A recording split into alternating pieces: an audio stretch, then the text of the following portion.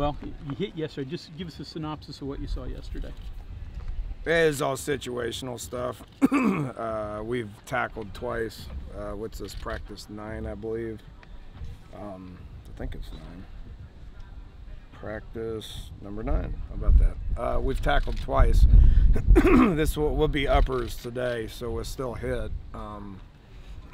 Just won't tackle. You know, so yesterday we tackled, had some situational stuff, which I like a whole lot more than they like. They want to put the ball down and play football, you know, and try to put a drive together and all that. I'm more interested in teaching them situations, you know, third down stuff, what you do on specific fourth down, you know, coming off, that sort of thing, 2 minute, 4 minute. I like putting them in as many of those situations as we can to learn from it, coaching staff-wise and player-wise as well. So I like the practice a whole lot more than they did. You know, we'll do uppers today and back off of them tomorrow, and then tackle again on Tuesday, which we'll start letting them drive a little bit at that point. So it's more teaching than it is, you know, evaluating probably. I was happy with it overall, though. Coach, looking at the linebackers, are you anywhat concerned about having enough quality linebackers going into the season? You don't think we're any good there, or what? No, I just wonder if you feel That's like kind of how that's how the question was geared. I changed that then. Do you feel like you have enough quality at the It's the linebacker same position? question you just asked. It was different. A couple Not words. really, not really. Well, you start with David Long. We didn't have him a year ago at this time, so having him in camp has elevated our defense in general. You know, he was our defensive MVP last year pretty much. So, you know, having him is an awesome start. He looks as good as he ever has. You know, it makes a whole lot of difference. We can't block him, and it gets frustrating to have things drawn up to where he's accounted for and he still makes a play. That's good news for our football team. Tonkery looks really good. You know, he's another starter that we got in position that's coming back from having a whole lot of experience, and then we got a bunch of young guys on top of that. You know, Charlie Benton's looked good. Extra low, you know, has looked good. You know, and you got some guys on the sidelines that have come back here at some point this year to be able to give us some help as well. So. You know, the backups are inexperienced, and you know our job is to not only get the starters to play at a high level, but to have the backups be able to go in and hold things together as well. And I think we're on our way to doing that. Getting expanding on the situational versus just putting the ball down and playing. Is the change in that a little bit just because of the differences in the way you practice now, or is it because you think you get more done in the situational versus just play? You got to teach them the situational stuff. You want a combination of both. You know, we're having less tackle days than I have in like a decade. You know, usually we have 8-10 days where we're going to tackle. You know, that's ample time to be able to get as many different situations as you want, and you know, allow them to be able to put the ball down and drive as well. We got 4 this year. We got half as many as we've had. So, you know, we focused on the situational stuff the last 2 days. You're still going to get situational stuff in those put the ball down and scrimmage days as well. You're just not going to get as many of them. So we're teaching them what these situations are, and then we got to put the ball down, play it, and then you get into those situations throughout the course of an actual scrimmage, which we will do Tuesday and we'll do on Saturday as well. Jake talked a lot about in situational third downs. You guys weren't as good last year as you wanted to be. On offense, not defense. Yeah, certainly. But Yep. Is that a big emphasis of what you're doing in this situational stuff? It is. Yeah, it is. And then you know, just the maturity of my decision making. You know, working with Jake and then Will as well. There's a lot of areas of the field where, you know, if you just get half of what it is, then you're going to have another opportunity on potentially fourth down. We got to figure out what our range of our kicker is. You know, where Billy feels comfortable pooch punting, that sort of thing. A lot of things go into it. So we're just working through some of that stuff and, you know, working on the kicking game aspect of it as well. So and there's no better way to do it than put the ball down and play and see what happens. So I think we got better at it yesterday and feel good where we're at. Overall, You know, you defensively, happy with we where were you're really at? good. Defensively, we were really good on third down last year. Didn't mean we were good on defense. We were just good on third downs. What's ironic about it is bad on offense, good on defense. Fourth down is just the opposite. Really good on offense, bad on defense. You know, so we were putting a lot of fourth down situations out here the other day as well.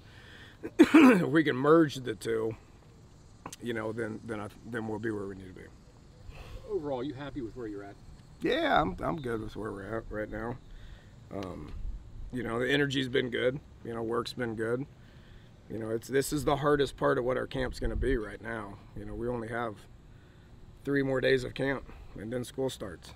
You know, so tried to have a long day yesterday, and you know, everybody's sore today, but we got to get up and we got to get a lot of work done. And then the next day's got to be the same thing, and the next day's got to be the same thing, and then we got to shift gears a little bit. You know, so I'm happy up until this point.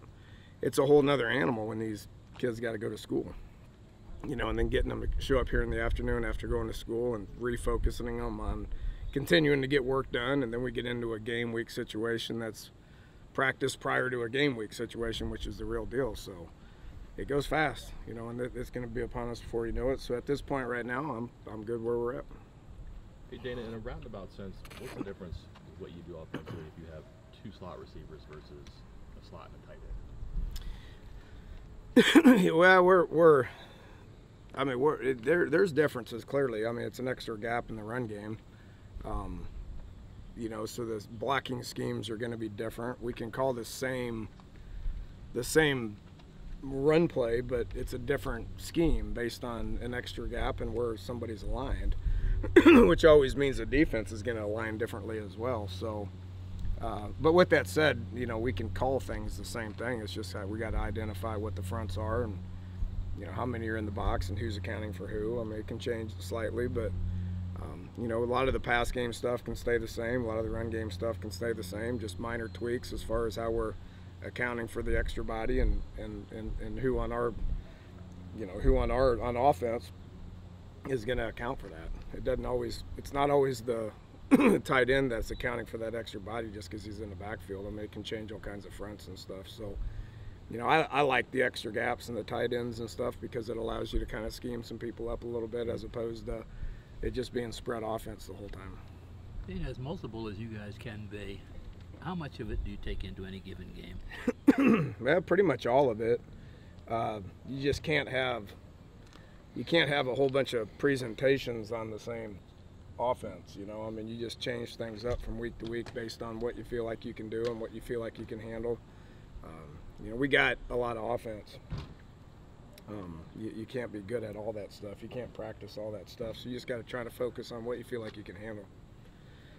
Besides the curveball on the team, what has Jesse Bill brought so far in the limited amount? Yeah, he's learning the game. I mean, there's a whole lot of examples. I mean, Brandon Whedon didn't do anything for Oklahoma State for 2 years because he was getting back in the swing of things. Very, very rare is it that those guys just pick up where they left off, whether it was junior high or high school, you know. So he's learning. He's a good kid. He understands it's a little bit of a process for him.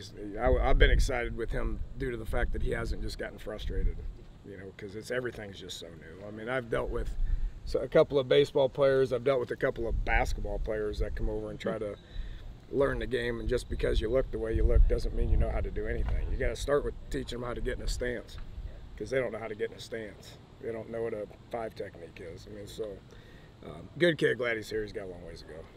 Dana, how has Toyas responded after a year he self-admittedly would like to forget? Good.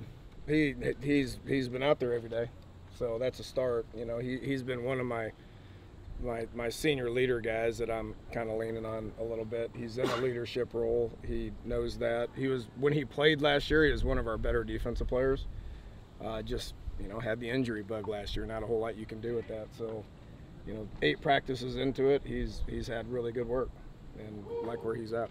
Dan, are coaches' kids different when they get here than other kids? You've talked about it before. Yeah, evidently, yeah, they are. Obviously, they are. I've got a soft spot for those kids. You'll see my kid running around here all the time. And the point is they're just always around. So they always see things, they hear things, probably see and hear things that they shouldn't at that specific age. I remember Logan coming to me back in 2011. He snuck to the weigh-in when Kurlav was down over there, and he came back and his eyes were really, really, really wide. He's like, "Dad," I go, I know. I didn't say you could go down there now. But they hear a lot of things, they see a lot of things, they absorb a lot of things, and when they get to a situation like this, there's not a whole lot that they can't handle.